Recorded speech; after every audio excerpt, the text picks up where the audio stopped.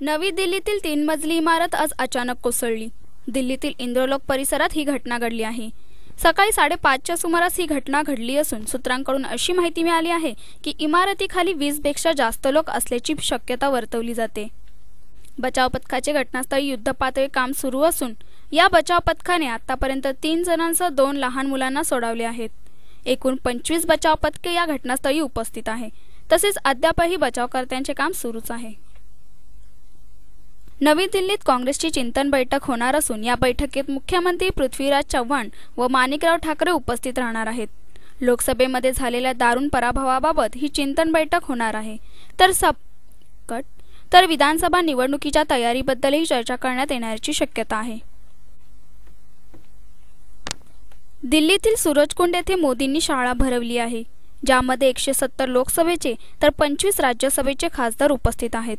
या शाळेमध्ये नैतिकतेचे व कर्तव्याचे धडे शिकवण्यात येणार असून यामध्ये भाजपाचे वरिष्ठ नेते उपस्थित राहणार आहेत। सीएसटी स्थानकावर मध्य रेल्वेच्या प्रशासकीय इमारतीला शॉर्ट सर्किटमुळे अचानक आग लागली। ही आग इमारतीच्या 5व्या मजल्यावर 5:30च्या सुमारास लागली व धूर येण्यास सुरुवात झाली। तरीही तातडीने आग विझवण्यासाठी अग्निशमन दलाचे पथक घटनास्थळी आले। अग्निशमन दलाच्या 8 गाड्या व 6 टँकर देखील घटनास्थळी दाखल झाले। सुमारे 1.5 तासाच्या अथक प्रयत्नानंतर ही आग विझवण्यात यश आले। सुदैवाने कुठलीही जीवितहानी झालेली नाही। ऑफिस सुटल्याची वेळ असल्या कारणाने जास्त गोंधळ निर्माण झाला नाही व प्रवाशांच्या सुरक्षतेकरता प्लॅटफॉर्म नंबर 1 वरील लोकल वाहतूक थांबवण्यात आली होती, परंतु 7 नंतर वाहतूक पुन्हा सुरळीत करण्यात आली। ही आग लागल्याचे कळताच सीएसटी परिसरातील आग पाहणाऱ्यांची मोठ्या प्रमाणात गर्दी दिसून आली आणि बघणाऱ्यांनी केलेल्या गर्दीमुळे गोंधळ उडत होता आणि पोलीस त्या गर्दीला सारण्यासाठी प्रयत्न करताना दिसून येत होते। बॉलिवूड अभिनेत्री राखी सावंत आज रिपब्लिकन पार्टी ऑफ इंडियामध्ये प्रवेश करणार आहे। राखी सावंत आरपीआयचे अध्यक्ष रामदास आठवले यांना गेल्या शुक्रवारी मुंबईत सिटी हॉटेलमध्ये भेटली होती आणि तिने आरपीआयमध्ये सहभागी होण्याची इच्छा दर्शवली होती। लोकसभा निवडणुकीत राखी सावंतने मुंबई उत्तर पूर्व मतदारसंघातून निवडणूक लढवली होती व या निवडणुकीत तिला 1995 मते मिळाली होती, मात्र तिला ही निवडणूक जिंकता आली नाही। आता राखी सावंत रिपाईत प्रवेश करणार आहे। मुंबईत मेट्रोमुळे मुंबईकरांचा प्रवास सुखदायक झाला आहे आणि आज कुलाबा ते वांद्रे या भुयारी मेट्रो 2 ला मंजुरी मिळाली आहे। घाटकोपर ते ठाणे या मेट्रोच्या विस्तारित प्रकल्पाला MMRDAच्या संचालक मंडळाच्या बैठकीत मंजुरी देण्यात आली आहे, परंतु त्याचप्रमाणे या मेट्रोला पर्यावरण आणि इतर विभागाच्या परवानग्या द्याव्या लागणार आहेत। जून महिना उलटला तरी महाराष्ट्रात वरुणराजाचे अजूनही आगमन झालेले नाही। एकीकडे महाराष्ट्रात सर्वजण पावसाची आतुरतेने वाट पाहत आहेत, तर दुसरीकडेच आसाममध्ये पावसामुळे लोक त्रासले आहेत। गुवाहाटीमध्ये मुसळधार पावसामुळे पूरस्थिती निर्माण झाली आहे। अनेक भागात 5 ते 6 फूट पाणी साचले। अनेक जण या पुरामध्ये अडकले आहेत। या सर्व परिस्थितीमुळे आसाममध्ये भीतीचे वातावरण पसरले आहे, तर दुसरीकडे राजस्थानमध्ये अलवार, भरतपूर, जयपूर या ठिकाणी पावसाला जोरदार सुरुवात झाली आहे। आषाढी एकादशीच्या सोहळ्याची तयारी अंतिम टप्प्यात आली असून प्रतिवर्षीप्रमाणे मंदिर समितीमार्फत श्री विठ्ठल रुक्मिणी मंदिर स्वच्छतेचे काम दरवर्षीप्रमाणे सहकार्याच्या भूमिकेत रांका ज्वेलर्स पुणे यांचा सर्व स्टाफ विनामूल्य सेवा करतात। जवळपास 150 ते 160 इतके लोक मंदिर स्वच्छतेसाठी मदत करतात।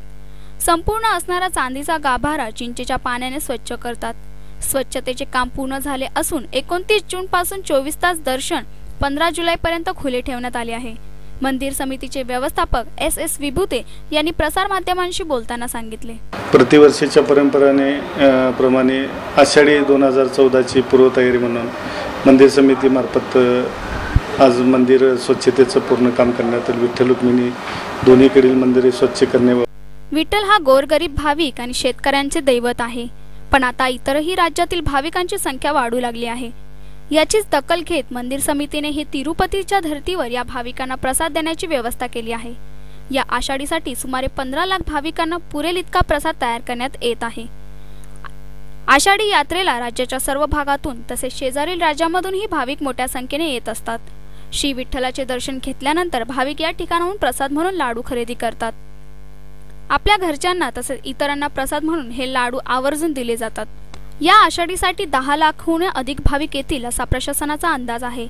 येणाऱ्या भाविकांची गर्दी लक्षात घेता मंदिर समितीने सुमारे 2000 टन लाडू बनवण्याची तयारी सुरू केली असून अंदाजे 13 लाख लाडू तयार होतील असा अंदाज व्यक्त केला जात आहे।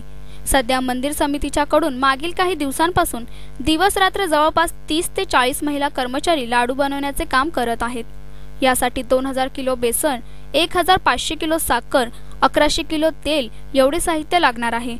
विठ्ठलाचा हा प्रसाद भाविकांना सहज मिळावा यासाठी मंदिर समितीने मंदिर परिसरामध्ये जादा लाडू विक्री केंद्रेही सुरू करण्याचा निर्णय घेतला। देवराष्ट्र येथे यशवंतराव चव्हाण यांच्या जन्मघर स्मारकाचे उद्घाटन व लोकार्पण सोहळा शरद पवार यांच्या हस्ते झाला।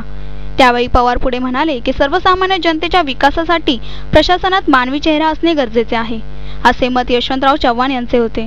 यावेळी यशवंतराव चव्हाण यांच्या कलागुणांचे वैशिष्ट्य सांगत त्यांनी केलेल्या कर्तृत्वाची मजल दिल्लीपर्यंत कशी गेली आज ही त्यांचे स्थान किती श्रेष्ठ आहे असे सांगून यशवंतराव चव्हाणांनी महाराष्ट्राला विकासाची दिशा दिली असेही शरद पवार यांनी स्पष्ट केले। उत्तम वाचक, चारित्र्य संपन्न, पारदर्शी कार्यक्रम करण्याच्या संबंधीचा आदर्श हा आपल्या सगळ्यांच्या समोर ठेवणारा हा असा एक लोकोत्तर पुरुष या परिसरामध्ये जन्माला आला। अशा प्रकारची कर्तृत्ववान माणसं ही नियती नेहमीच जन्माला घालत नसते, कधीतरी काळातून अशी माणसं जन्माला येतात। आपलं भाग्य आहे की या देवराष्ट्रामध्ये या देशाचं नशीब घडवण्याच्या संबंधीची ताकद असलेलं असं हिमालयाच्या उंचीचं कर्तृत्व असलेलं नेतृत्व या ठिकाणी जन्माला आलं। आज त्यांचं या जन्मस्थळाच्या माध्यमातून नवी पिढी हाच आदर्श घेऊन पुढे जाईल आणि याच पद्धतीने पुढे यशस्वी होतील अशाच प्रकारची अपेक्षा या ठिकाणी व्यक्त करतो आणि माझे 2 शब्द